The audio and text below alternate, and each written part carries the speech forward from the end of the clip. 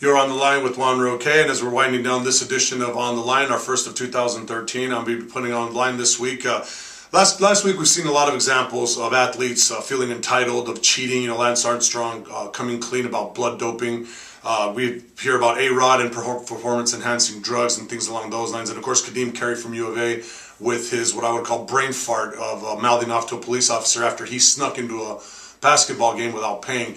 We live in an area where athletes are revered, athletes are looked up to. And as an athlete, you have to look at it from the standpoint that you are blessed to have that talent. You are lucky to have that talent. It doesn't give you any God-given right to treat people any differently or to be above anybody else or think you're above anybody else or cheat to get what you want based on that talent. And we just see example after example of athletes just falling on their faces by not doing the right thing. Me as a former NFL player, as a former college player, I can say with a clean mind and with a clean heart that I never took performance-enhancing drugs. I never mouthed off to cops. I never did anything of that sort.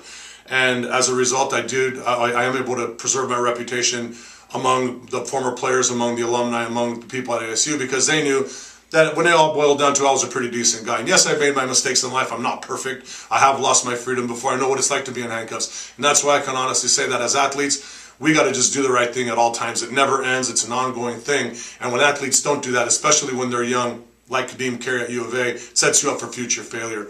And that's me putting it on the line this week. As athletes, we have a responsibility, not only to ourselves and our teams and our coaches, but to the community, to the kids that are looking up to us. Do the right thing. That's it for this week's edition of On the Line. Please join us very soon here as we'll be talking, I'm sure, ASU sports and what the other goings on in professional sports. And we do appreciate you joining us this week. Take care. Have a good night and be safe.